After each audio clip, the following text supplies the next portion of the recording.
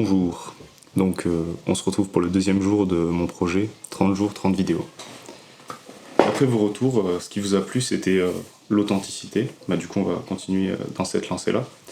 Ce matin, je vous cache pas que j'ai un peu galéré à trouver une idée et j'ai tout fait pour éviter le moment où j'allais devoir tourner la vidéo, mais bon, là, il n'y a plus le choix, je me lance. Du coup, ce matin, en regardant, en essayant de trouver des idées pour la vidéo, je suis tombé sur un texte que j'avais écrit sur l'existence. Et donc, voilà, aujourd'hui, je vais vous le partager.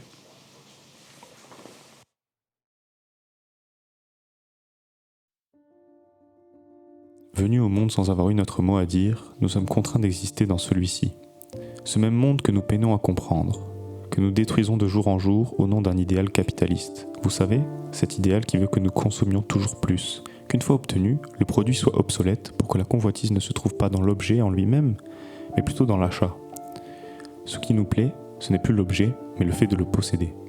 Et le vice dans tout ça, c'est que plus nous possédons, plus l'envie de posséder augmente.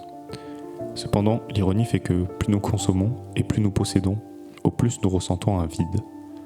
Impuissants face à ce monstre qu'est le néant, nourri par l'abondance. La consommation de masse nous pousse à la recherche de la perfection, traitant les défauts non pas comme une différence qui nous rend uniques, mais qui nous exclut de cette masse lisse et dépourvue d'originalité. Il n'y a plus de place pour le hasard, tout doit être parfait, contrôlé et respecter la norme pour être viable. Les plus démunis sont voués à trimer pour réaliser les rêves des plus puissants, et emporter leurs propres rêves dans leur tombe. Ils sont restreints à une vie triste et dénuée de sens, à noyer leur chagrin dans l'alcool, à s'étouffer dans la cigarette pour avoir la sensation de respirer, et avoir recours à la drogue pour simuler les émotions, les jeux d'argent pour se sentir puissant, en résumé, se détruire pour se sentir vivant, espérant en vain qu'un jour, ils puissent à leur tour vivre leurs rêves et non réaliser celui de ceux qui les considèrent seulement comme des outils de production. L'homme ne voit plus la nature comme la maison de la vie, mais comme la ressource dont il dispose pour vivre la sienne.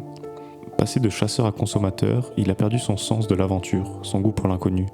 Armé de sa lance et de sa soif de découverte, il se nourrissait pour vivre. Aujourd'hui, il est avaché dans son canapé, armé de sa télécommande à la recherche de la prochaine série qu'il va consommer pour se sentir vivre. Les jeux deviennent de plus en plus violents, et les films sont gavés de scènes de sexe. Plus les défauts sont réprimandés, plus la masse se lisse et plus les déviances sont grandes.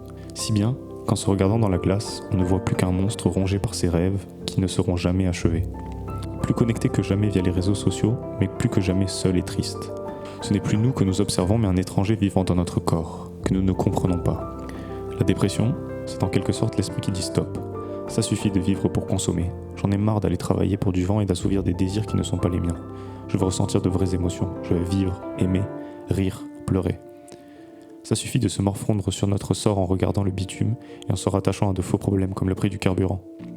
Et si à la place, on regardait le ciel, et on s'émerveillait du miracle qui fait que nous sommes venus au monde, de la beauté qu'est la nature et que trop souvent nous prenons pour acquise, du chaos qui crée des choses merveilleuses, des défauts qui rassemblés créent la vraie beauté. Autant de différences qui rendent chaque chose unique et riche. Les gens se prennent la tête à chercher un sens à la vie. Et si le sens de la vie c'était la vie? Le sens de la vie, c'est la vouer à la chérir, la donner, la vivre, comme si chaque jour était notre dernier. En somme, c'est apprécier l'instant présent pour ce qu'il est, et non pour ce qu'il pourra nous apporter plus tard.